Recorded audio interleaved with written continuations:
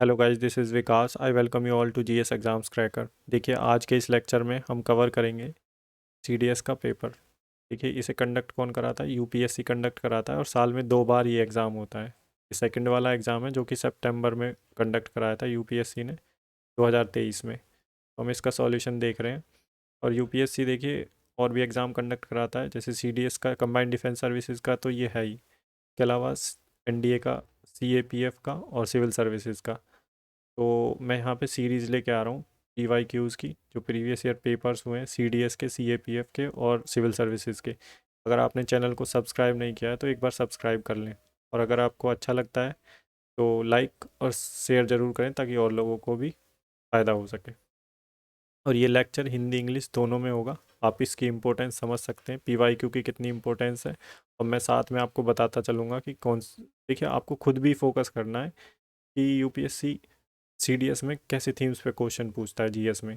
तो वो आपको थोड़ा ध्यान रखना है, ठीक है। और हिंदी इंग्लिश दोनों में होगा ये लेक्चर। तो चलिए, अब ज़्यादा टाइम ना वेस्ट करते हुए स्टार्ट करते हैं अपना लेक्चर। ये पहला हमारा क्वेश्चन है। देखिए, पहला क्वेश्चन है, a person can see near object clearly through his eye but can not see distant object clearly. देखिए, नज़दीक के ऑब्जेक्ट कोई ऑब्जेक्ट है, उसे नज़दीक रखा है, उसे क्लियरली देख लेता है, लेकिन बहुत दूर रखा है तो उसे क्लियरली नहीं देख पाता। इसको बोलते हैं मायोपिया। और इसकी वजह से क्या होता है? Excessive curvature of eye lens. Eye lens का जो कर्वेचर है वो इंक्रीज हो जाता है। और इलोंगेशन ऑफ आई बॉल, की लंबाई बढ़ जाती है आई बॉल की। पहली और फोर्थ स्टेटमेंट इसकी सही है। तो इसका जो राइट आंसर है ये ऑप्शन सी है। ठीक है भाई, वन और फोर्थ।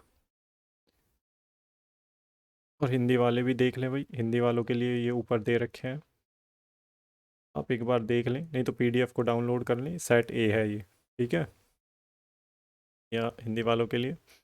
अब देखते हैं question number second. Question number second क्या कह रहा है? क्वेश्चन नंबर सेकंड कह रहा है कि consider a journey by a car represent by graph given below in the three parts A B और C. The speed of the car in these parts V A, V B और V C. ये speeds दे रखी हैं car की। तो कह रहा है कि विच of the following correct in this case. देखिए क्या हो रहा है, समझने की बात है कि वेलोसिटी सबसे ज़्यादा किस में होगी।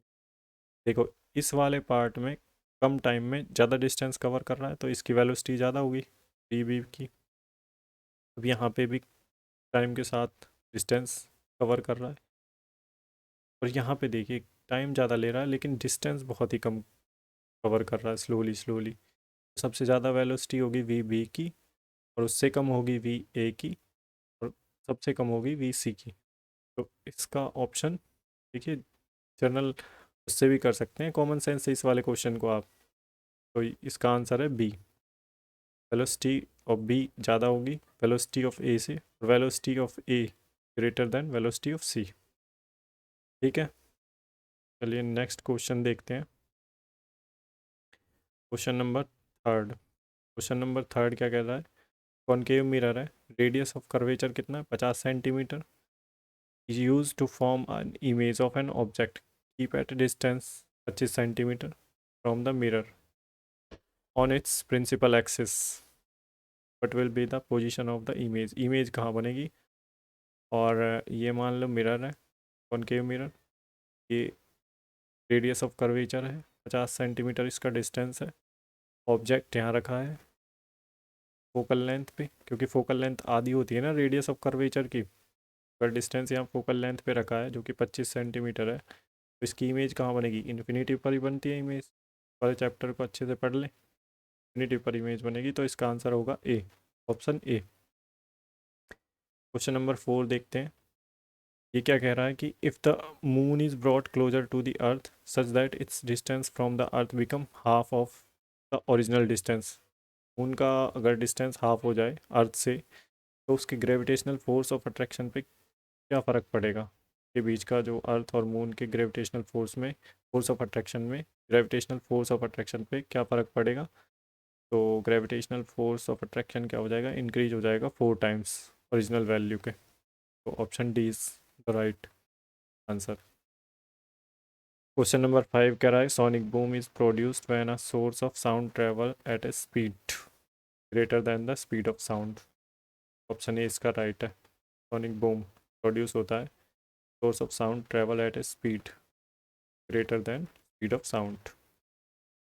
की स्पीड स्पीड ऑफ साउंड से ज़्यादा होती है तब सोनिक बूम प्रोड्यूस होता है। क्वेश्चन नंबर 6 क्या कह रहा है? क्वेश्चन नंबर 6 देख लेते हैं। देखिए क्वेश्चन नंबर 6 कह रहा है कि which one among the following में से सिंबल जो हैं ये सिंबल दे रखे हैं कुछ गोल्ड टीन और लेड का सिंबल कौन सा है इनमें? गोल्ड का ये है AG, टीन का SN है और PB रिप्रेजेंट करता है लेड को। Correct option is C। Next question देख लेते हैं। देखिए हिंदी वाले भी देखते रहे भाई। Question number 7। क्वेश्चन नंबर 7 देखिए क्या कह रहा है कि how much percentage of carbon dioxide CO2 is present in the atmosphere of Venus and Mars. Mars और वीनस के एटमॉस्फेयर में कितना कार्बन डाइऑक्साइड की कितनी परसेंटेज होती है? 95 से 97%। ऑप्शन है इसका D करेक्ट है। Which of the following next question देख लेते हैं। Question number 8 which among the following method is use to separate the constituent present in the compound. Compound में जो कॉन्स्टिट्यूएंट होते हैं उनको सेपरेट करने के लिए कौन सा मेथड यूज होता है? Fractional distillation method. आंसर है इसका ऑप्शन। नेक्स्ट क्वेश्चन देख लेते हैं। Question number 9। नंबर 9 क्या कह रहा है? During white washing of the wall, सफ़ेदी करवाते हैं ना घरों की टाइम पे क्या होता है? Slack lime reacts with slowly slacked lime reacts slowly with carbon dioxide CO2 in the air to form a thin layer of calcium carbonate on the walls. Which of the following reactions represent this correctly? तो इसका answer होगा D। ये OH2 plus CO2 calcium carbonate CO3 plus H2O। तो इसका आंसर है option D। ठीक है भाई। क्वेश्चन नंबर 10 देख लेते हैं। Which one of the following equation is balanced chemical equation for the given reaction. Reaction दी है उसके लिए केमिकल जो इक्वेशन होगी बैलेंस्ड केमिकल इक्वेशन कौन सी है इसमें से? 3Fe plus 4H2O Fe3O4 4H2। तो इसका राइट आंसर है ऑप्शन C। नंबर नेक्स्ट देख लेते हैं 11।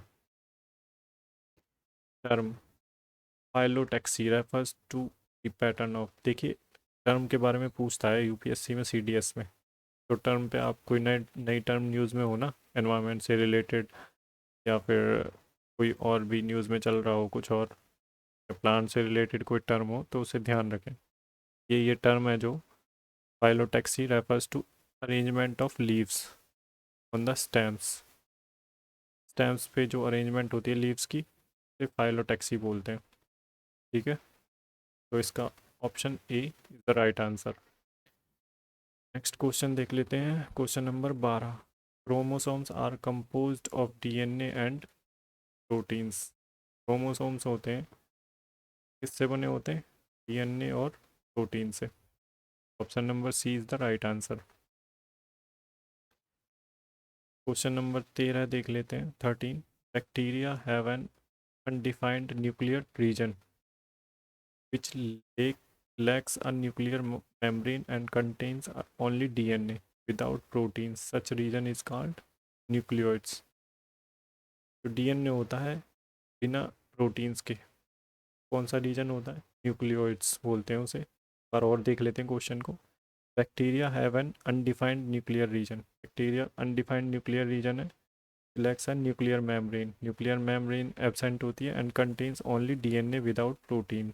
बिना प्रोटीन के DNA होता है उसमें। न्यूक्लियोइड बोलते हैं। तो option D is the correct answer. Question number 14 देख लेते हैं। In in the following simplified diagram of plant cell का डायग्राम है ये। इसमें 5 पार्ट दे रखे हैं। Organelles are marked 1 2 3 4 5। अब ये पांचों पार्ट क्या रिप्रेजेंट करते हैं? Which one of the following correctly represent above parts organelles? पहला जो पार्ट है देखिए ऑप्शन C सही है इसका। देख लेते हैं जो फर्स्ट पार्ट है, ये रहा, ये वाला जो पार्ट है, तो इसे क्या बोलते हैं, सेल वॉल। ये first part cell wall. Second वाला पार्ट है, ये रहा, ये वाला, ये ये वाला जो है वो बोलते हैं सेल मेम्ब्रेन। थर्ड वाला जो पार्ट है सॉरी गाइस, थर्ड वाला, ये वाला जो पार्ट है, ये क्या बोलते हैं, एंडोप्लाज्मिक रेटिकुलम। फोर्थ वाला जो पार्ट है उसे क्या बोलते हैं, न्यूक्लियस। न्यूक्लियस है भाई। जो फिफ्थ वाला पार्ट है उसे बोलते हैं वैक्यूल। ठीक है, तो option C is the right answer इसका। क्वेश्चन नंबर नेक्स्ट देख लेते हैं। Question number 15, 15। Which one of the following is the language of the famous political treatise Amuktamalyada. Muktamalyada की लैंग्वेज क्या थी, की लैंग्वेज थी तेलुगु। एपिक पोएम है तेलुगु में। विजयनगर एम्पायर के टाइम कृष्ण देव रॉय राजा थे उस टाइम। ठीक है, तो which one of the following is the language of the famous political treatise Amukta Muktamalyada. तो ये तेलुगु लैंग्वेज में था, एपिक पोएम थी। विजयनगर एम्पायर, कृष्ण देव रॉय इसके राजा थे इस टाइम पे, कृष्ण देव रॉय। ठीक है, नेक्स्ट क्वेश्चन देख लेते हैं। Question number 16। Which one of the following statement about the Shvetambar sect of Jainism is not correct. Shvetambar sect थे जैनिज्म के बारे में क्या करेक्ट नहीं है, सही नहीं है। तो इट का जो आंसर है, आंसर ऑप्शन बी है, it refers to the monk who migrated to the south of Vindhyan 4th century BC। देखिए जो श्वेतांबर थे वो नॉर्थ में थे, और जो दिगंबर थे वो साउथ में थे। तो इसमें गलत पूछ रहा है, इस चीज़ पे आप ध्यान दें। Not, Shvetambar sect of Jainism is not correct.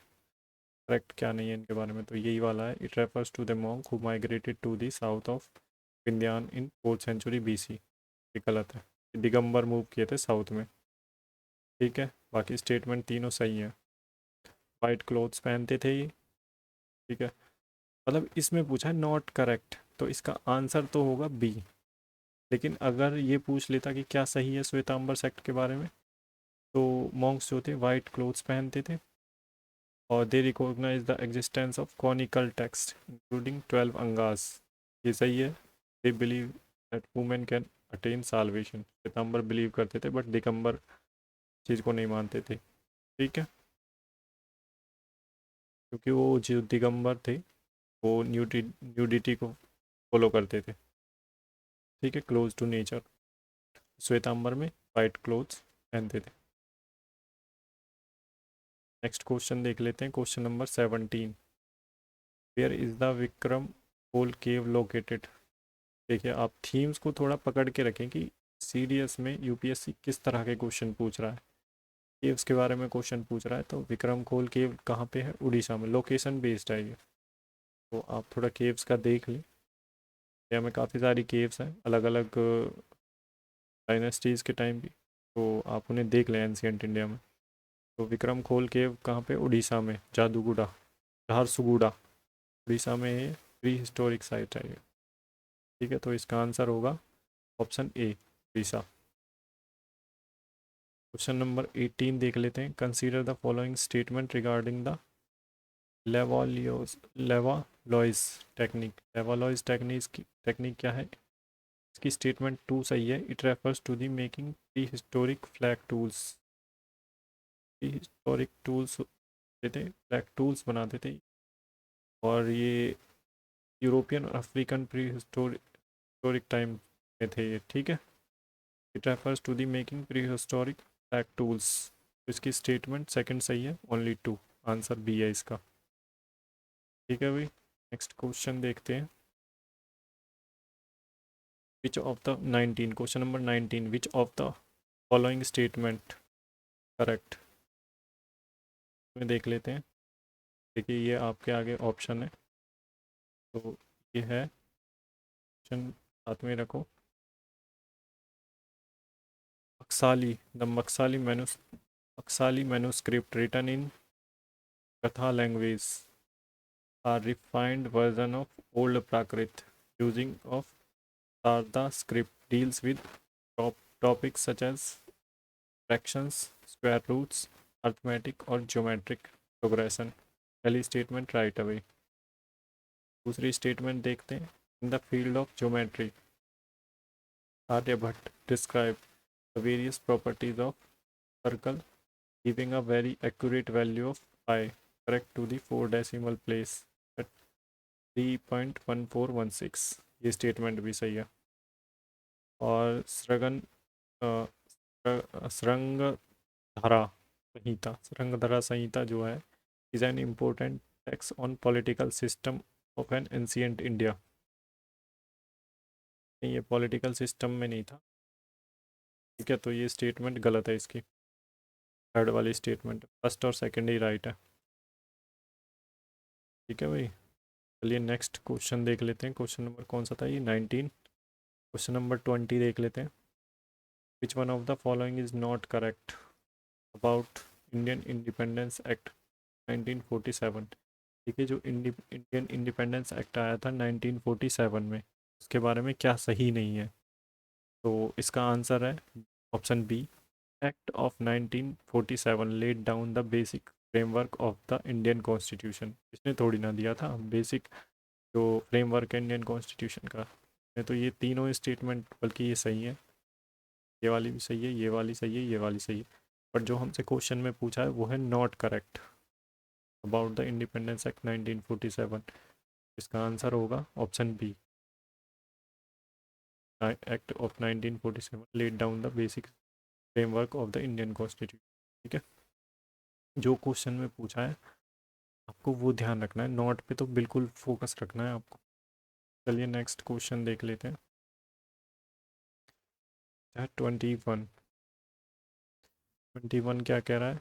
As per the cabinet, question 21 कह रहा है as per the cabinet resolution 1 January 2015 NITI Aayog consist of prime minister. कौन कौन नीति आयोग है? कंसिस्ट ऑफ में कौन कौन होता है? प्राइम मिनिस्टर होता है। पहली स्टेटमेंट है तो सही है, प्राइम मिनिस्टर ऑफ इंडिया। इस बिल्कुल सही है। दूसरी स्टेटमेंट देख लेते हैं। Governing council comprising of chief ministers of all states, लिeutenant गवर्नर्स ऑफ यूनियन टेरिटरीज, ये भी सही है।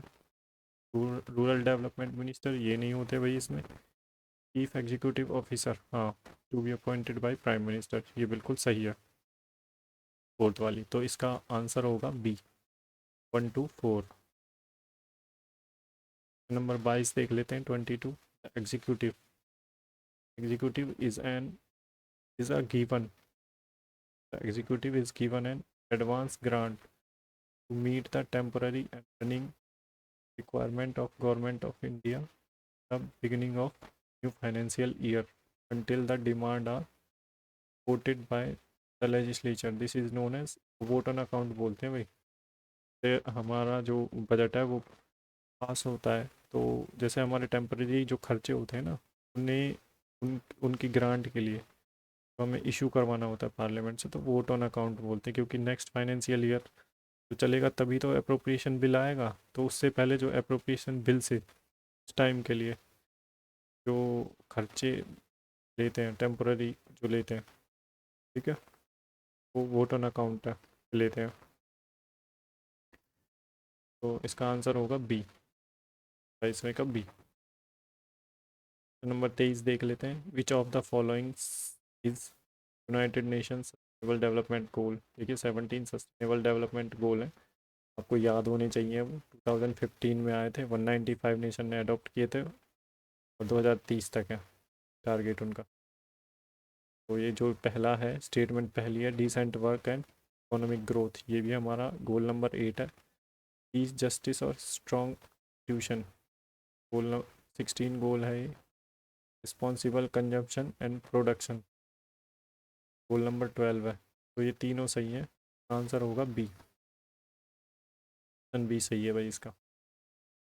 तो क्वेश्चन नंबर 24 देख लेते हैं। Consider the following statement on fog. Fog के ऊपर क्वेश्चन पूछ रखा है। Fog is simply a cloud that forms close to the ground. बिल्कुल सही स्टेटमेंट है ये। दूसरा क्या कह रहा है कि radiation fog is associated with radiation cooling of the land at night. बिल्कुल सही स्टेटमेंट है।